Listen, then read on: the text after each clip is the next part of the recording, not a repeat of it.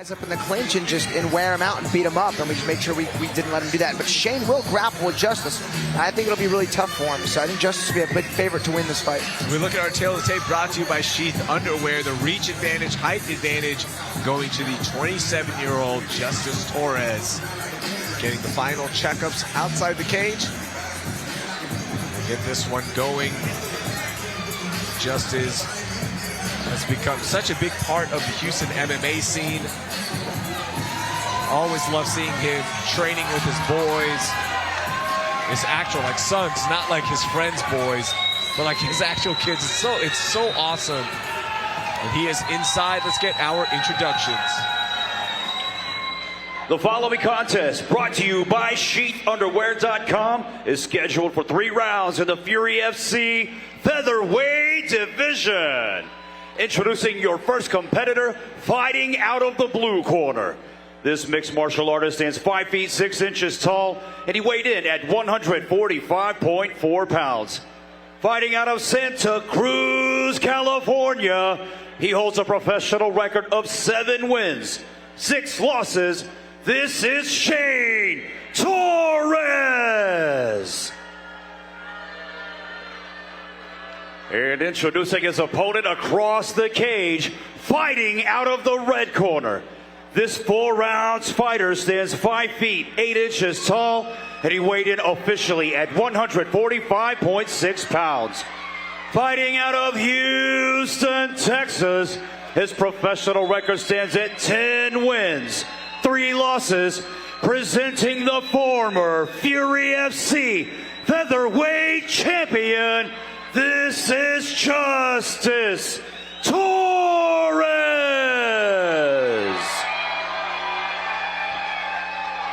Your referee in charge of the action, Professor Joe Solis.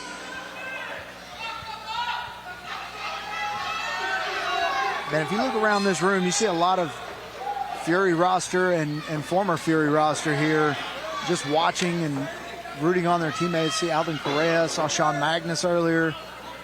Up there on the second deck, just watching their boys. It's the best thing about Fury FC events, man. The Houston MMA scene is one of the best in the nation. So many great fighters training out of Houston. Yeah, and it's had a strong 2 decades now of growth. They're being ushered in now by the next generation. Josh Van. That's right. Is poised to make some noise at 317 next weekend. Of course, Alex, you being one of the staples of the MMA scene here. 20-plus fights in the UFC. It's so amazing to see everyone just rally and uplift this community.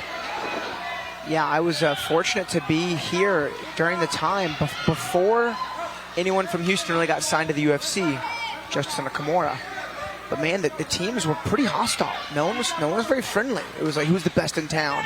But then once Pineda got signed, everyone started to work together for the bigger goal. It was awesome, and ever since then, it's been just such a great environment. I mean, it was fun before too, but it's just way more. It was a different kind of fun. Proactive now. Yeah. That's right. It was more of like a Wild West fun. yeah. But now you'll see a lot more cross-training going on Absolutely. at these gyms. These fighters are fans of each other.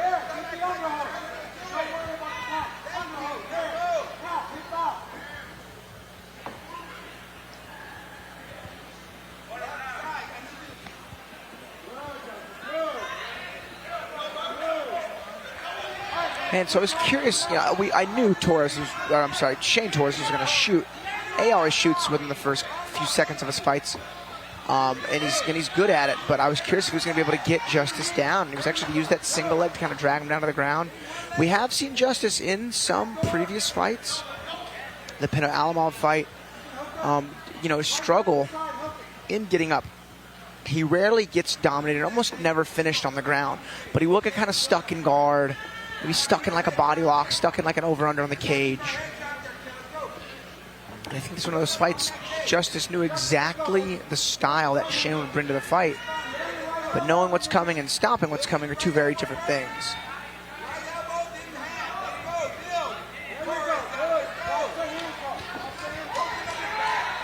Shane Torres making a big play for the back of Justice.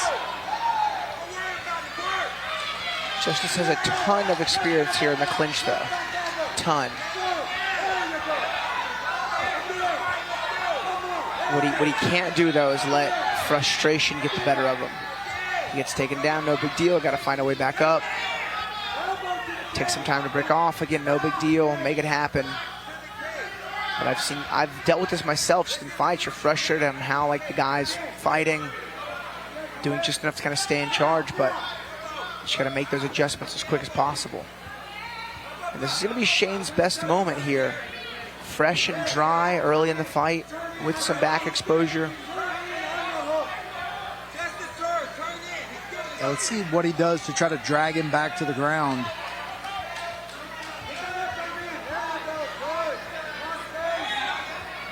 Justice Torres almost back around. We've seen Justice get nuts too. Like when he fought Alamov, he was just ripping shots as soon as they would break. What Justice has to do to make these adjustments is just try to punish Shane on his entries. And Shane's already had a lot of success. He knows his wrestling's gonna work. If it's not broke, don't fix it. I guarantee you he goes back to the well come round 2.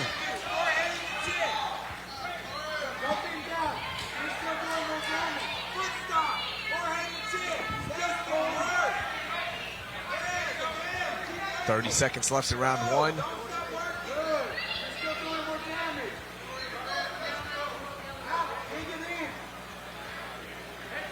That's that visible frustration. Takes a really locked-in fighter to not allow that to, break a game plan, break a mindset.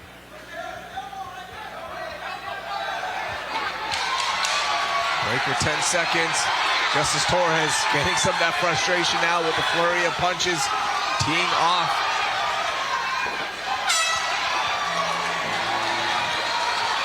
And that's why Shane Torres wanted to keep everything tight. Yeah. Justice Torres thrives with volume, as you've mentioned before.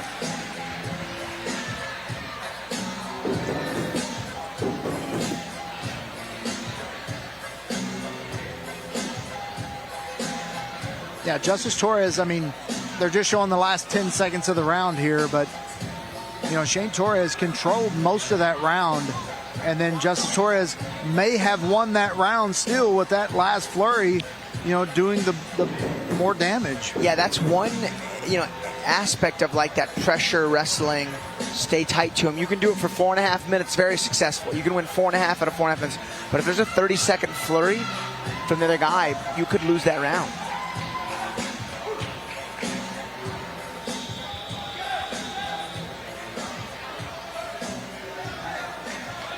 Round 2, fully expect a more aggressive Justice Torres to get this round going after finding some success with his hands in the last 10 seconds or so of round 1. For Shane Torres, path to victory has to be frustrating Justice, keeping him close, out grappling him.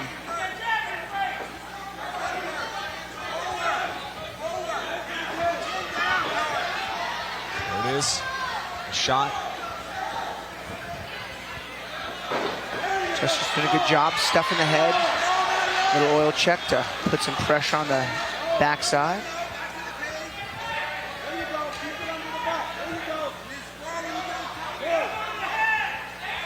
Shane going to kick that left leg down to the ground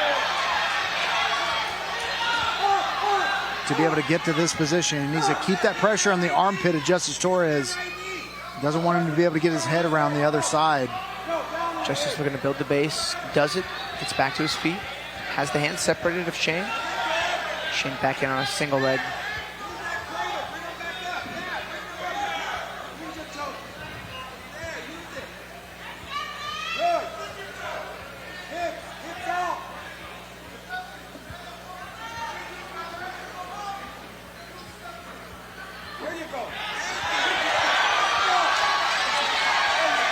Sneaking in that left arm, not enough for the choke here, but having some success now is Justice. Shane has got to let go of that leg with that left arm. Unless he could drag it across his body. Yeah, head on the correct side now. Oh, powerbomb. That was dope. Yeah. A pile driver. Pile driver, I'm sorry. Pile driver. Oh, man, if we could get a camera on Wayne. Wayne is freaking out right now. Wayne is a huge wrestling fan, as I am. What's funny is there's like one slam rule. You are not allowed to slam guys on the top of their head from like north to south. And the pile driver is that. Yeah. But they rarely do a lot of damage. It was funny. What are you talking about? The Undertaker has won every match with it. Justice Torres is cornering me and said, "Is that legal?" And I was like, "I don't think so." But it wasn't. It was cool. Oh, man. I can't wait to see that replay. That was hilarious. Illegal, but hilarious. And luckily... Dude, so there was a fight in the UFC. Thiago Tavares, I believe, I could be wrong on this name, versus Nate Marquardt. But the ref keeps taking points from Nate for, like, goofy things. So Nate's down, like, 3 points in this fight. So he picks him up and pile drives him. And the one thing he did that was actually illegal, the ref didn't take a point for. It was so funny. You guys go on Fight Pass after this fight. Look up some old archive UFC fights. Type in Nate Marquardt, and you'll see that fight against his opponent there, and it was the funniest thing ever. Under 2 minutes left in round 2. Yeah, and Nate Marquardt fight against Anderson Silva is where I was introduced to the switch for the first time. That was the first time I had ever seen it. And then I started doing it to everybody. Oh man, those elbows hurt him. Justice is on the back now. Yeah, smart move there. Instead of going for a choke, break, stand up, and throw some punches where you thrive. Nice. Big elbows for Justice Torres. Oh man. Shane Torres covering up. Joe Solis coming in. That is it. Justice Torres slices and dices his way to victory with the second round standing elbow TKO. And you can see the blood on the face of Shane, man. Those elbows were starting to get through. And just like that, Justice Torres turns things around and gets the finish of Shane Torres in our feature fight of the night at Fury FC 105. Yeah, Justice Torres, I mean, he just got sick of it. And you can see the frustration the entire fight. Tried to lock up the choke. Here's that big power bomb, pile driver, whatever. But you see Justice Torres just tired of that. He was just going to start throwing elbows. Didn't throw a single punch there. All elbows. Yeah, that was wild. And Joe Solis had seen enough.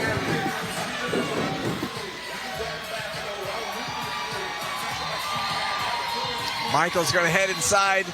You see the Justice Torres camp. His son right there, all smiles. That's a future champion in waiting. That's right. I think he runs a faster mile than most of us here.